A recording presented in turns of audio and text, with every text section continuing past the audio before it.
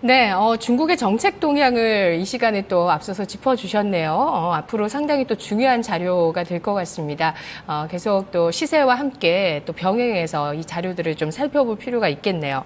그 1대1로 정책도 지난번에 그 3월에 그 세부안 양회 이후에 나왔다고 해서 세부안이 참 세부적으로 나왔겠다라는 생각을 했었는데 연구원과 함께 저희가 또 인터뷰를 해봤었는데요. 그 세부안이 그 지역을 이야기하는데 좀 그쳤더라고요.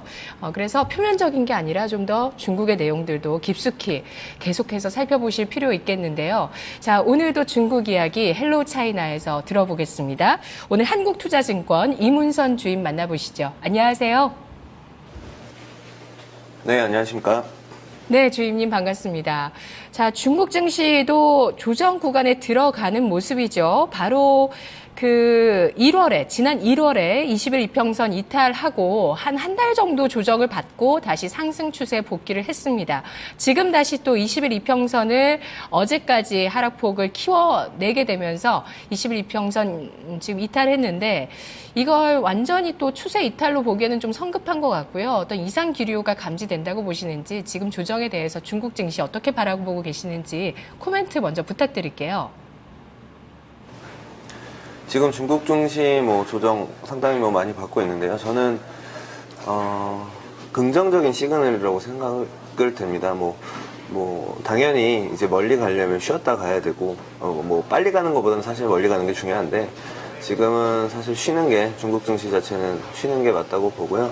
이런 부분들이 다 중국 정부에서도 지금 과열을 경고하고 있고 또 IPO 물량 부담도 있는데 이런 것들이 나오는 이유 자체는 이제 과열에 대한 부담 때문에 많이들 이제 그 증권이죠. 중국 증권위에서도 많이 관리를 하는 것 같습니다. 그래서 멀리 가기 위해서는 지금 중국 증시가 쉬어가는 게 타당하다 이렇게 보고 있고, 이런 조정은 상당히 양호한 모습이다. 이런 조정 장세를 이용해서 그동안 너무 부담스러워서 못 담았던 종목들을 조금은 중저가에 매수할 수 있는 기회가 아닌가 이렇게 생각되고, 중국 증시는 사실 지금 단기적으로 너무 많이 올라 있지만 중장기적으로 봤을 때 상당히 매력적인 시장이기 때문에 조정시마다 매수하는 관점에서 접근하시면 좋을 것 같습니다.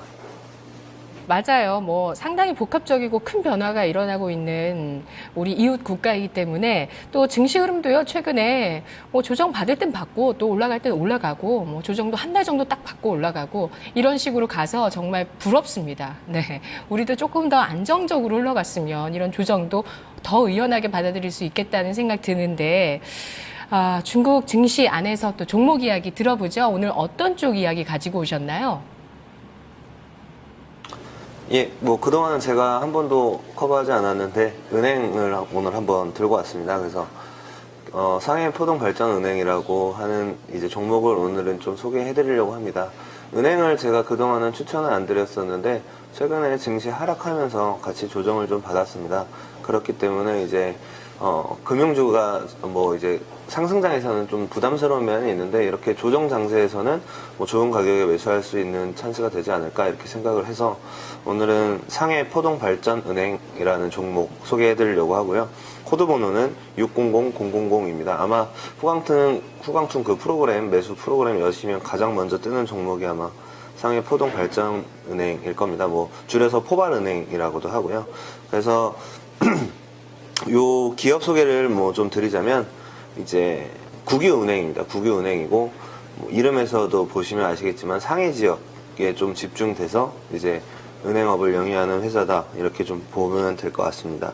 제가 준비한 그림이 있는데 이 장강 삼각주 지역이라는 곳이 있습니다. 그래서 중국의 상해를 중심으로 이제 삼각주를 형성하고 있는 지역인데 이 지역에 중국의 인구가 6% 정도 이렇게 거주를 하고 있습니다. 근데 인구는 6% 정도밖에 거주하고 있지 않지만 지금 이 지역에서 연간 GDP의 한 20% 정도를 차지하거든요.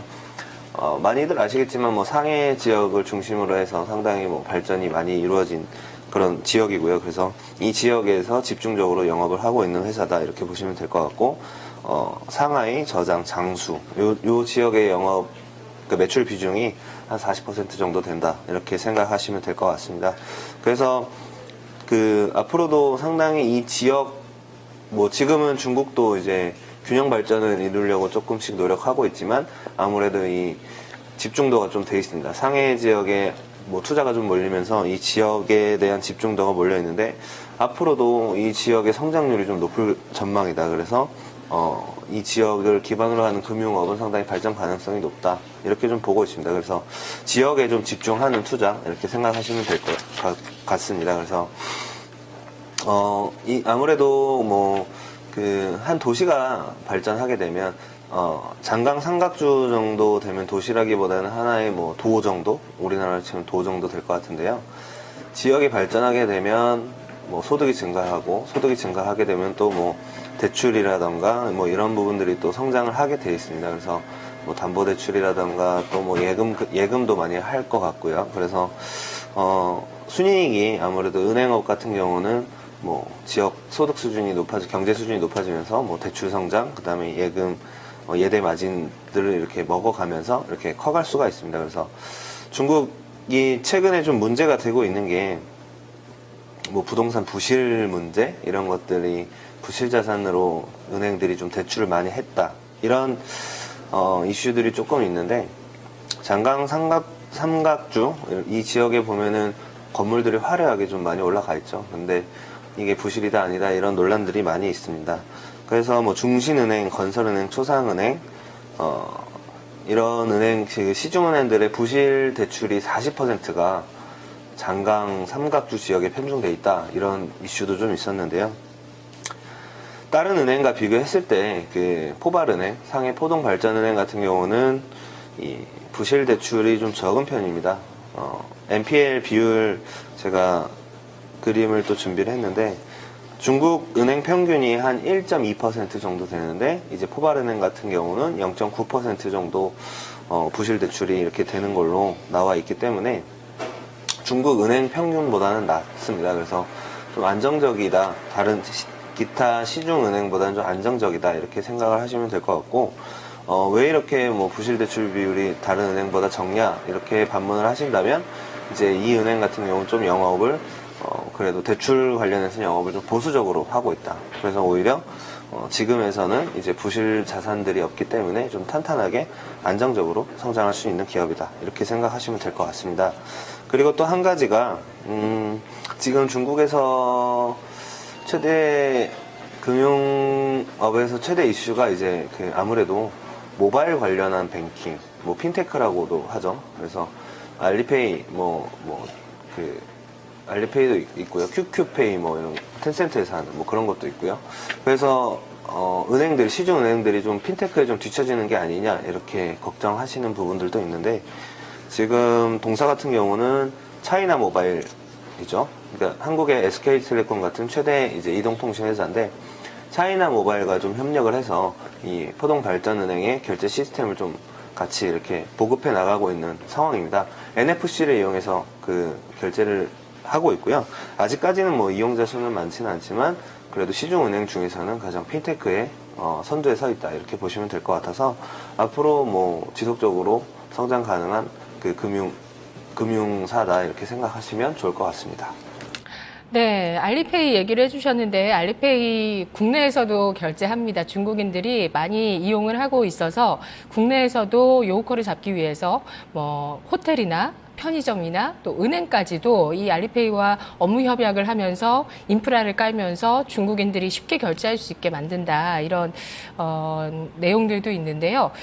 그리고 또 하나 궁금했던 게 방금 말씀해 주셨던 핀테크 관련한 부분이었어요. 사실 우리나라는 핀테크가 도입된다는 게 연초에 이슈로 뜨게 되면서 금융권들이 어떤 정말 오랫동안 유지하던 아성의 위협을 받게 됐다, 이런 식으로 인식을 했었는데, 중국 은행들은 상당히 발빠르게 대응을 하고 있나 봐요. 발빠르게 대응하고 있지는 않습니다. 동사 같은 경우는 좀 발빠르게 대응을 하고 있는데, 아직까지 시중은행들은 IT 기업이죠. 알리바바나 텐센트에 비해서는 핀테크에 대해서 발빠르게 대응을 하지 못하고 있습니다.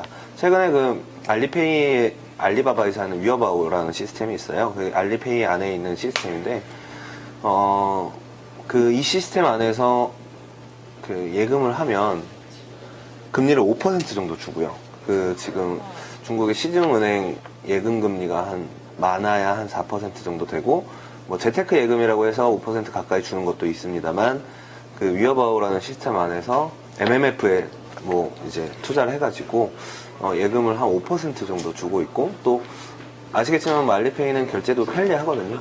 결제도 편리한데 수시 입출금에도 불구하고 5% 정도의 그런 금리를 지급한다. 상당히 좀 위협적이긴 하죠. 하지만 중국에서도 이런 핀테크의 이용률이, 이 위어바우 시스템 이용률이 1% 밖에는 되지 않습니다. 뭐 지금 핀테크 하지만 실질적으로 쓰는 사람은 많지는 않은데, 앞으로는 뭐 성장할 수 있죠. 성장할 수 있지만 아직까지는 시중은행에 기반을 둔 사용자들이 더 많다, 이렇게 생각하시면 될 것 같고, 시중은행이 만약 핀테크에 좀 더 이렇게 비중을 두고 발전해 나간다면 뭐 지금 그 IT 업계에서 하는 것보다는 조금 더 전문화된 서비스를 제공할 수 있지 않을까, 이렇게 생각하고 있습니다.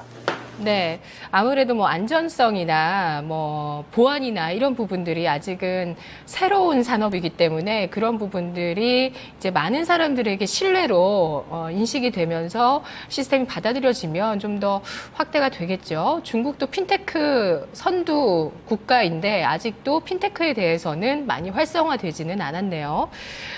그러면 그 상해 푸동 발전은행 돌아와서 얘기를 좀 더 해보겠습니다. 안정적이고 양호한 성장세가 나타나고 있고 부실 대출이 적다는 점을 특징으로 얘기를 해주셨는데, 이제 비교를 좀 해봐야죠. 지금 최근에 헬로차이나에서도 은행주 얘기를 많이 해주시지만 내부적으로 우리 국내 주식 보시는 전문가분들께서도 은행주를 많이 추천을 해주세요. 그래서 국내 은행과 상해 푸동은행 비교해봐도 재밌을 것 같고, 증시가 또 조정받는 타이밍에 진짜 유동성 랠리의 수혜주인 중국 내의 뭐 증권주나 보험주 이런 쪽도 사고 싶다 하시는 분들 계실 것 같아서 그런 섹터와 이 상해 푸동은행을 비교해봐도 상당히 재밌을 것 같은데, 어떤 쪽을 비교해 주실 건가요? 네, 일단은 뭐 전반적으로 좀 비교를 해드리면, 은행에서 중요한 게 이제 PBR 하고요. 그러니까 PBR이 뭐 지금 1위냐 미치냐, 이게 가장 좀 중요한 것 같고, 그 다음에 ROE이거든요. 자기 자본 이익률이 좀 높은 회사일수록 좀 탄탄하다, 이렇게 좀 보시면 될 것 같은데, 그림 보면서 좀 말씀을 드리겠습니다. 국내 은행 같은 경우가 ROE가 평균 한 6.5%에서 6.7% 사이 이 정도 된다고 보시면 되고요. 포동은행 같은 경우는, 이거는 뭐 작년 결산 기준이기는 하지만 지금 ROE 같은 경우 22%를 기록하고 있습니다. 그래서 그 국내 은행과 그 포동은행과의 그런 상관관계를 나타낸 이런 선 차트 보시면 상당히 뭐 오른쪽 그 위에 위치해 있는 걸 보실 수가 있을 겁니다. 그래서 중국 은행주 평균 같은 경우는 ROE가 한 18% 정도 되고 PBR이 1.1배 정도 받고 있습니다. 포동은행 같은 경우는 22%임에도 불구하고 한 뭐 1.1배 정도 이렇게 받고 있는데, 이런 밸류에이션은 뭐 앞으로 포동은행이 좀 그 덩치를 좀 키우면 지금 뭐 충분히 뭐 PBR 뭐 1.2배, 3배 뭐 더 이상 받을 수 있다고 좀 생각이 되고요. 포동은행 같은 경우는 아직 그 중국의 은행 순위로만 따지면, 자산 규모로만 따지면 한 8위 정도 하는 어떤 중견 은행이라고 좀 볼 수가 있을 것 같은데, 업사이드가 좀 충분히 있다, 이렇게 생각이 됩니다. 그 중국 같은 경우는 뭐 지금은 GDP 성장률이 좀 꺾이기는 했습니다만, 꾸준히 뭐 그래도 6%, 7%씩 이렇게 해줄 수 있는 나라이기 때문에, 한 나라의 경제가 발전하면 당연히 실물 경제가 발전하게 되면 따라가는 게 이제 금융업이겠죠. 그래서 실물과 금융을 동시에 키워나가야 되고, 그런 의미에서는 이 은행주에 대한 관심을 조금은 가지셔야 될 것 같고요. 물론 그 가장 민감하게 경기에 민감하게 반응하는 게 이제 증권업종이고 하기는 하지만, 장기적으로 봤을 때는 업사이드가 가장 큰 거는 아무래도 은행이라고 생각이 됩니다. 그래서 포동은행에 대한 관심을 좀 가지시는 게 좋을 것 같고, 국내 은행과 비교했을 때는 뭐 수익성 측면에서 아무래도 좀 많은 차이가 나죠. ROE가 20%가 넘기 때문에 국내 은행과 비교해서 지금 시장에서 이제 은행주가 좀 조명을 받고 있죠. 금리 인하가 이제 멈출 것이다, 뭐 금리 상승에 대한 좀 무게감을 실리면서 최근에 국내 은행주들도 반등에 성공하고 있습니다만, 그런 국내 은행주들이 상승하는 것과는 별개로 그 중국 은행주들에 대한 접근이 좀 필요할 것 같고요. 중국 은행주 같은 경우는 뭐 유동성 랠리다 이런 얘기들도 있지만 펀더멘탈이 좀 튼튼해진다 이렇게 생각하시면 될 것 같습니다. 네. 네. 중국 내에서 지금 상해푸동발전은행이 PBR 1배라는 말씀이시죠? 네, 1배보다는 조금 높습니다. 한 네. 지금은 주가가 좀 올라서 한 1.3배 정도 될 것 같습니다. 그래도 뭐 낮네요. 왜냐하면 중국 기업들 보면 뭐 2배, 3배까지도 가고 PBR도 뭐 그런 기업들도 보이기도 했었는데요. 많이 봤었죠. 상당히 가격적인 매력이 있으면서 안정적이면서 중장기적으로 또 유망한 차원에서 아무래도 증권주나 보험주보다 오늘 은행주를 선택해 주신 것 같네요. 상해푸동발전은행 저희 헬로차이나 시간에 처음으로 또 공부를 해본 기업입니다. 투자 포인트 정리하면서 전략 세워주실까요? 네, 뭐 투자 전략을 말씀드리면 일단은 그 중국에서 조금 시끄러웠던 게 이제 그림자 금융인데 그런 것들을 이제 정부에서 좀 양지화 시키고 있습니다. 뭐 신탁들이 이제 그림자 금융이라고 좀 불리우는데 그런 신탁들을 채권 시장 규모 확대를 통해서 좀 양지로 끌어들이고 있고요. 그래서 뭐 신탁은 좀 감소하고 좀 양지적인 그러니까 표면적인 금융으로 좀 본질적으로 바뀌고 있다 이렇게 좀 보시면 될 것 같고 그 다음에 이제 중국의 이제 또 리스크라고 볼 수 있는 게 부동산이 너무 버블 아니냐 이런 얘기들이 많습니다. 근데 하지만 이 중국 은행권에서 부동산 담보 대출 자체로 보면 부동산 담보 대출이 좀 많지는 않습니다.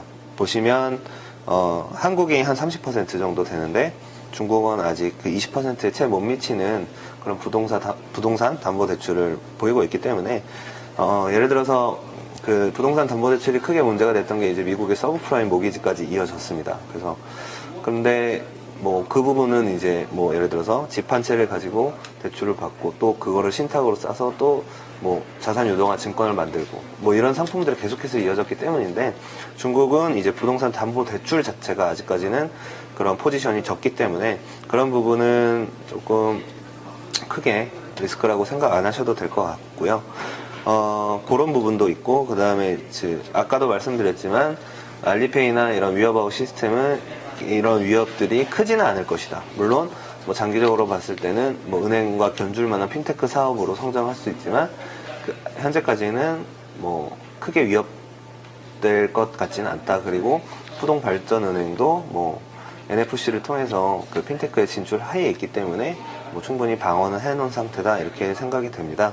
가격 전략을 좀 말씀을 드리면 차트를 보시면 최근에 조정을 조금은 받았습니다. 그래서 최근에 조정을 좀 받은 모습이기 때문에 매수가는 현재가에 매수하셔도 저는 괜찮다고 보고 있고요. 목표가는 25위안, 손절가는 14위안 정도로 제가 제시해 드리도록 하겠습니다. 네, 이문선 주임님 늘 차분하고 또 쉽고 선이 굵은 이런 내용들을 전해주셔서 정말 인상적이었는데 계속 저희랑 같이 가시죠. 오늘 마지막 방송이시네요. 우리 개인 투자자분들 주임님 네. 한국투자증권 가면 찾아뵐 수 있는 건가요? 우리 투자자 여러분께 마지막 인사 남겨주세요. 네. 뭐 중국 같은 경우는 지금 단기적으로 많이 상승해 있습니다. 상승해 있습니다만 정말 10년, 20년을 보시고 투자하신다면 조금 더 좋은 결실을 얻으실 수 있지 않을까 이렇게 생각이 되고요. 앞으로도 뭐 중국 주식 좋은 종목들 많이 발굴해서 다음에 또 기회가 되면 찾아뵙도록 하겠습니다. 네, 다음을 꼭 기약해 주세요, 주임님. 고맙습니다. 네, 감사합니다. 네, 헬로차이나 오늘 상해푸동발전은행 알아봤습니다. 토마토TV 022128-3388번 전화 주시기 바랍니다. 종목 카운슬러 오후 4시 진단 지금 종목을 받고 있습니다. 여러분의 고민되시는 종목 지금 전화 주셔서 남겨주시면 됩니다. 마켓 이마 기장에서 뵙겠습니다.